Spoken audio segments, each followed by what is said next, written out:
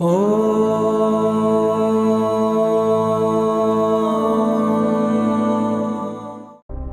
होगा अगर मैं आपसे कहूं कि इस धरती पर 12 ऐसे स्थान मौजूद हैं जो सीधे ब्रह्मांडीय ऊर्जा से जुड़े हुए हैं।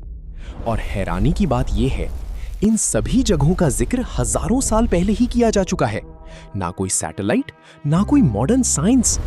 फिर भी हमारे पूर्वजों ने इन स्थानों को कैसे खोज लिया? और सबसे बड़ा सवाल, क्या ये 12 ज्योतिर्लिंग सिर्फ मंदिर हैं या फिर एक हिडन एनर्जी सिस्टम जिसे आज का विज्ञान भी पूरी तरह समझ नहीं पाया?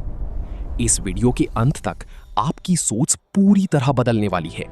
नमस्कार दोस्तों, हम सभी ने ज्योतिर्लिंग का नाम सुना है, लेकिन बहुत कम लोग जानते हैं कि ये सिर्फ मंदिर नहीं है, ये सिर्फ पूजा का स्थान नहीं है, बल्कि ये एक ऐसी ऊर्जा के केंद्र माने जाते हैं जो हजारों सालों से सक्रिय है। ज्योतिर्लिंग शब्द का अर्थ है प्रकाश का स्तंभ, एक ऐसा स्तंभ जो अनंत है, जिसका ना कोई आरंभ है ना अंत, और यही इसे रहस्यमयी बनाता है।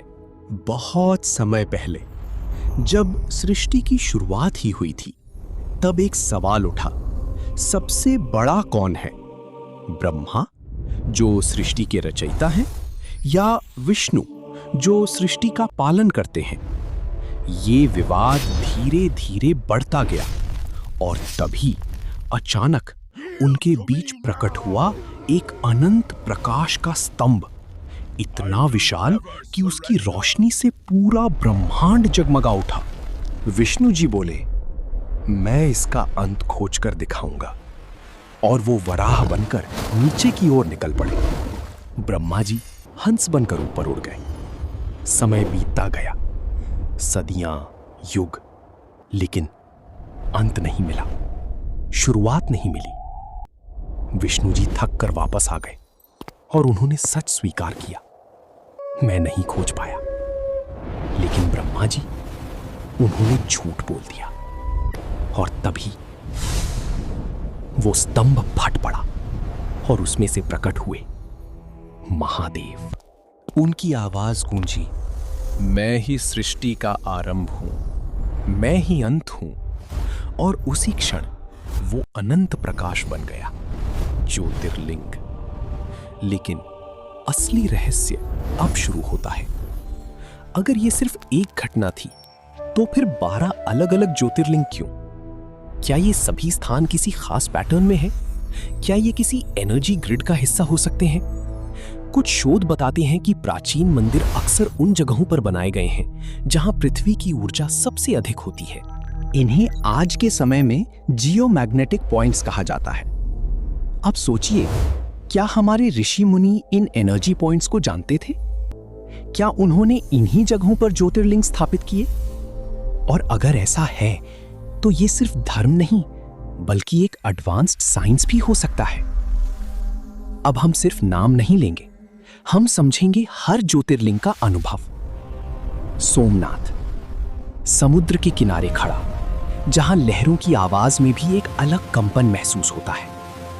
कहा जाता है यहां चंद्रमा ने तपस्या की थी। महाकालेश्वर, यहां समय भी रुक जाता है। भस्म आरती में राख से पूजा होती है। क्या ये जीवन और मृत्यु के चक्र का संकेत है? केदारनाथ, हिमालय की ऊंचाई पर, जहां पहुंचने के लिए इंसान को अपनी सीमाएं पार करनी पड़ती हैं। कई लोग कहते हैं वहां पहुंचकर लगता है जैसे किसी ने बुलाया हो। काशी विश्वनाथ, कहते हैं यहां मृत्यु भी अंत नहीं, बल्कि मोक्ष की शुरुआत है। ओंकारेश्वर, ये मंदिर एक द्वीप पर है जिसका आकार ओम जैसा दिखता है। क्या ये सिर्फ संयोग है? रामेश्वरम, जहां भगवान राम ने खुद शिव की पूजा की, ये स्थान धर्म और इतिहास का संगम है। त्र्यंबकेश्वर, यहां से गोदावरी नदी निकलती है, ये स्थान जीवन और जल का प्रतीक है। वैद्यनाथ, यहां की ऊर्जा को हीलिंग पावर माना जाता है। नागेश्वर, ये ज्योतिर्लिंग सुरक्षा और शक्ति का प्रतीक है। भीमाशंकर, घने जंगलों के बीच, जहां प्रकृति और ऊर्जा एक साथ महसूस होती है। मल्लिकार्जुन, यहाँ शिव और पार्वती साथ विराजते हैं। ये प्रेम और संतुलन का प्रतीक है।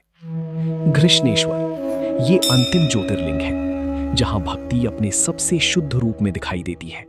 और अब सबसे बड़ा सवाल आपसे, जब हजारों साल पहले ना कोई टेक्नोलॉजी थी, ना कोई मॉडर्न साइंस, फिर भी हमारे पूर्वजों ने इन 12 ज्योतिर्लिंगों को ऐसे स्थानों पर स्थापित किया जहां आज भी लोग अलग ऊर्जा महसूस करते हैं। तो क्या ये सिर्फ आस्था है या फिर हम कुछ बहुत बड़ा समझने से चूक रहे हैं? अगली बार जब आप किसी ज्योतिर्लिंग के सामने खड़े हों तो सिर्फ हाथ जोड़कर मत निकल जाना।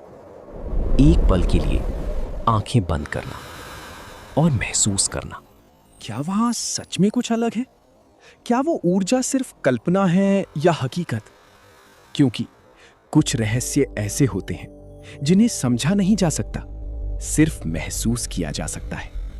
अगर आपको ये वीडियो सोचने पर मजबूर कर गया हो तो इसे लाइक जरूर करें और कमेंट में लिखें हर हर महादेव, और बताएं आप किस ज्योतिर्लिंग जाना चाहते हैं, या क्या आपने कभी ऐसी कोई ऊर्जा महसूस की है? आपका जवाब शायद इस रहस्य को और गहरा बना दे। फिर मिलेंगे एक और ऐसे ही अनसुलझे रहस्य के साथ। तब तक हर हर महादेव।